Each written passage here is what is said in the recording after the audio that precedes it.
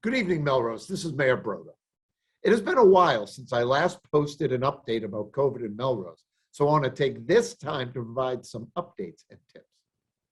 The weekly COVID-19 case data from Melrose, as published by DPH on October 7th, today, shows where we are. Our percent positivity rate is at 1.89%, and the statewide rate is 1.92. Our average daily incidence rate per 100,000 is 15.3, and the statewide rate is at 20.3. Now, the school department has created a dashboard of data related to cases and testing in the district schools. It can be found on the district website under the Student and Family section under the subheading Supports and Resources. On screen now are screenshots from earlier today. As you can see, we have had 48 cases in the school district, including students and staff. I encourage you all to use that website to get updated data. Now, if you are an employee or parent of a Melrose Public Schools student and are not yet participating in the testing program, please consider it. If you need assistance signing up, please reach out to your building principal or to the superintendent's office. I want to move on to vaccinations. Melrose continues to show positive data around vaccinations. Our overall vaccination rate is 72%.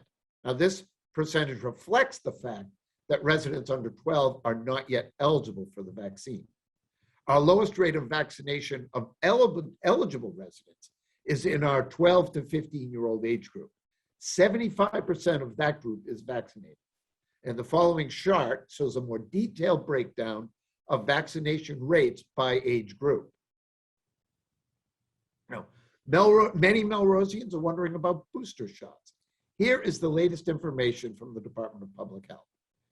Individuals who are immunocompromised due to particular health conditions have been eligible for a booster shot, a booster dose of Pfizer or Moderna since August 13th.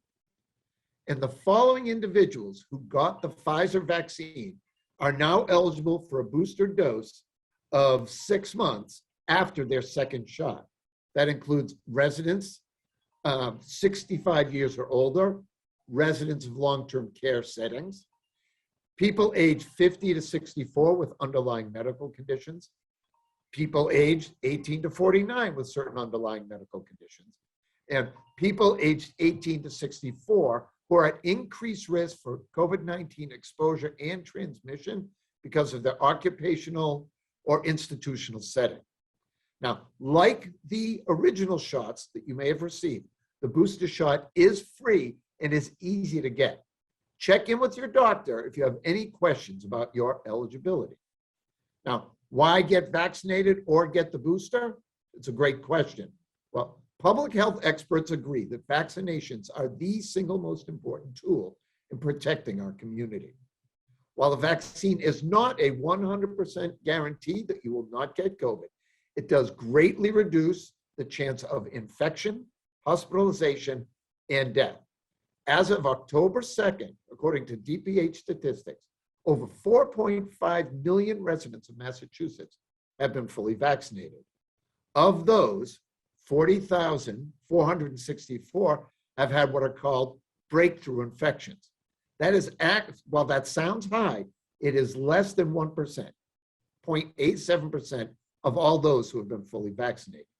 Of those, 1,280 have been hospitalized, or 0.03% of those fully vaccinated.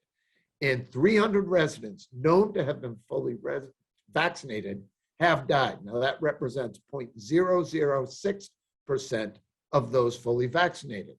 And on your screen around now is a chart that gives a little bit more detail about those statistics.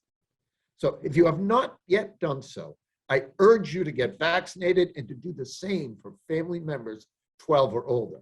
Again, it is easy to get an appointment and there is no charge. And finally, please remember that the recommendations of our public health experts haven't changed. Wash your hands frequently, maintain social distancing when possible, wear a mask when indoors or in crowded settings, particularly if you're unvaccinated or more vulnerable to infection. Stay home please stay home when you are sick or have symptoms and get tested often. Again, it is easy and free. Now, we have seen upticks in infections after long weekends, so please use extra caution over the next several days. And again, get vaccinated. You all have been doing a great job, and together we're going to beat this virus. Thank you and good night.